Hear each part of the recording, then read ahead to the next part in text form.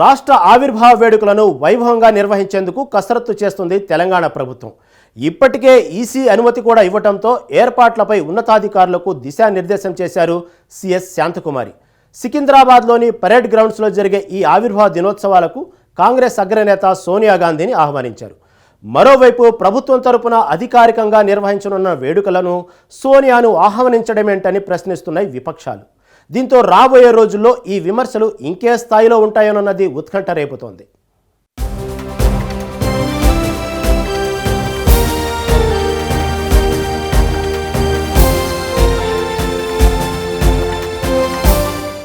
యావత్ తెలంగాణ సమాజం కలలు ఆకాంక్షలు నెరవేరిన రోజు జూన్ 2, 2014 నాటి యూపీఏ ప్రభుత్వ హయాంలో తెలంగాణను ఏర్పాటు చేస్తూ అధికారికంగా ప్రకటన వెలువడింది. దీంతో తెలంగాణ అంతా సంబరాలు మిన్నంటాయి.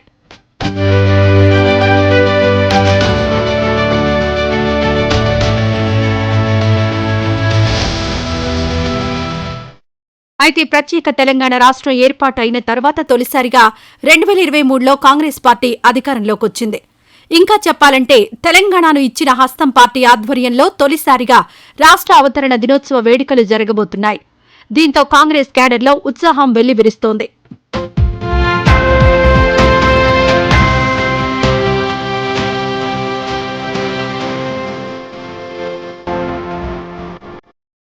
అయితే ప్రస్తుతం సార్వత్రిక ఎన్నికలు జరుగుతున్నాయి. ఈ అంకం కాస్త చివరికొచ్చింది. కానీ కోడ్ అమల్లో ఉండడంతో ఉత్సవాలు జరుగుతాయా లేదా అన్న అనుమానం మొన్నటి వరకు వెంటాడింది. ఈ నేపథ్యంలోనే రాష్ట్ర అవతరణ వేడుకలకు అనుమతిచ్చింది ఈసీ. దీంతో సంబరాలకు గ్రీన్ సిగ్నల్ ఇచ్చినట్లయింది.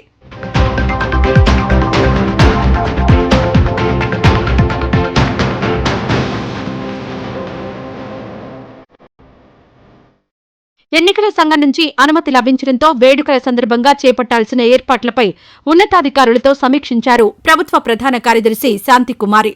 సికింద్రాబాద్లోని పరేడ్ గ్రౌండ్స్లో జూన్ 2న ఈ సంబరాలను నిర్వహించనున్నట్లు తెలిపారు. ఈ సందర్భంగా మొదట రాష్ట్ర ముఖ్యమంత్రి రేవంత్ రెడ్డి గన్ పార్కును సందర్శించి అమరవీరుల స్తూపం వద్ద రాష్ట్రం కోసం ప్రాణాలు త్యాగం చేసిన త్యాగమూర్తులకు నివాళులర్పిస్తారని అన్నారు.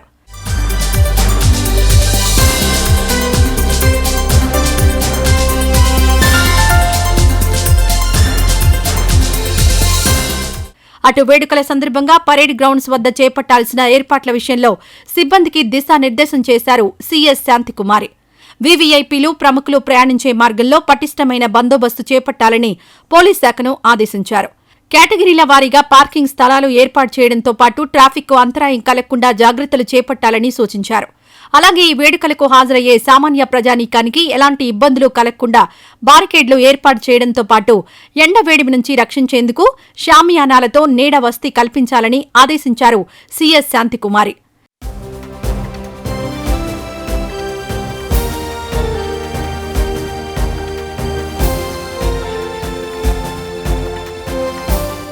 సభా ప్రాంగణంతో పాటు పరిసర ప్రాంతాల్లో పారిశుద్ధ్య పనుల నిర్వహణతో పాటు తాగునీటి సౌకర్యాలు ఏర్పాటు చేయాలని, రోడ్లకు ఇరువైపులా జెండాలు, ఇతర అలంకారాలు చేయాలని సూచించారు. పండుగ వాతావరణాన్ని తలపించేలా కళాకారులతో ప్రదర్శనలు ఏర్పాటు చేయాలని సాంస్కృతిక శాఖ ప్రధాన కార్యదర్శిని ఆదేశించారు ప్రభుత్వ ప్రధాన కార్యదర్శి శాంతికుమారి. అన్ని శాఖలు సమన్వయం చేసుకుని కార్యక్రమాన్ని విజయవంతం చేయాలని సూచించారు సిఎస్.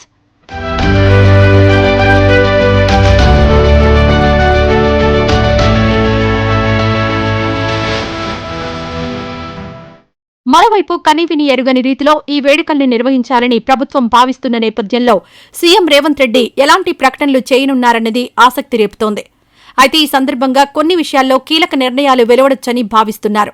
గత బీఆర్ఎస్ ప్రభుత్వం ఉపయోగించిన రాష్ట్ర రాజముద్ర, తెలంగాణ తల్లి విగ్రహం రూపు, రాష్ట్రీయ గీతాన్ని కాంగ్రెస్ ప్రభుత్వం మార్చవచ్చన్న అభిప్రాయం వినిపిస్తోంది. తెలంగాణ ఉద్యమ సమయంలో అందశ్రీ రాసిన జయ జయ హే తెలంగాణ గేయాన్ని కేసీఆర్ కావాలనే రాష్ట్ర గీతంగా ప్రకటించలేదని గతంలోనే పీసీసీ అధ్యక్షుడిగా విమర్శలు గుప్పించారు రేవంత్ రెడ్డి. ఇప్పుడు ఆయనే సీఎం కావడంతో ఏం చేస్తారన్న ఆసక్తి నెలకొంది.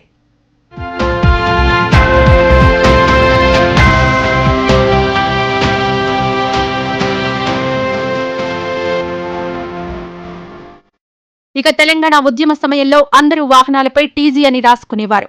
కానీ బీఆర్ఎస్ ప్రభుత్వం మాత్రం టీఎస్ అని ప్రకటించింది.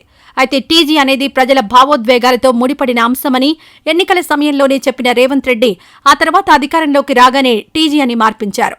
రాష్ట్ర అవతరణ సందర్భంగా దీనిపైన మరింత కీలక ప్రకటన చేసే అవకాశం ఉన్నట్లుగా చెబుతున్నారు. ఇక అన్నింటికంటే ముఖ్యంగా తెలంగాణ తల్లి విగ్రహంలో మార్పులు చేర్పులు చేసి ఆ స్థానంలో కొత్తగా తీసుకొచ్చిన నూతన తెలంగాణ తల్లి విగ్రహాన్ని ఆవిష్కరించే అవకాశాలున్నాయి. ఇప్పుడున్న విగ్రహంలో ఒంటి నిండా బంగారు నగలతో విగ్రహం కనిపిస్తుంది.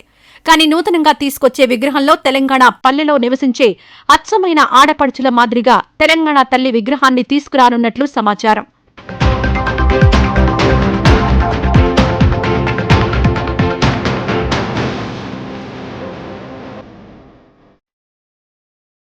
తెలంగాణ రాష్ట్ర గేయాన్ని ప్రకటించేందుకు సర్కారు సిద్ధమైంది. అయితే ఇప్పటికే అందశ్రీ రాసిన గేయంలో పలు మార్పులు చేర్పులు చేసి నిడివి తక్కువగా ఉండేలా పలు సూచనలు చేశారు సీఎం రేవంత్ రెడ్డి. అంతేకాదు దీనికి సంగీతం సమకూర్చేందుకు ఎంఎం కీరవాణితో ఇటీవలే ముఖ్యమంత్రి చర్చలు జరిపారు. తెలంగాణ ఆవిర్భావ దినోత్సవం సందర్భంగా జయ జయ హే గీతానికి సంగీతం జతచేసి అధికారికంగా విడుదల చేసే అవకాశం ఉంది.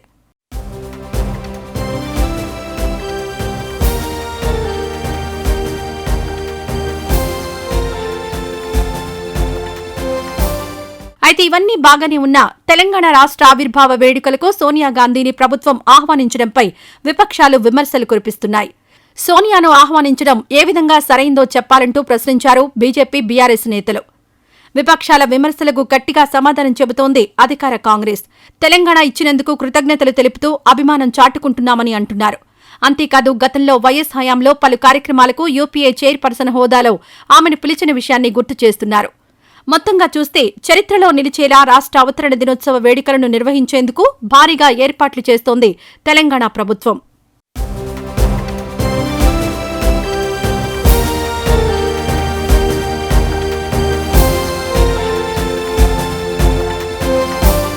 పాలనలో మరిన్ని సంస్కరణలతో కొత్తగా ప్రజల్లోకి వెళ్లేందుకు సిద్ధమవుతున్న తెలంగాణ ప్రభుత్వం ఆ వివరాలు చూసే ముందు ఇదండి సంగతిలో ఇప్పుడు స్మాల్ బ్రేక్.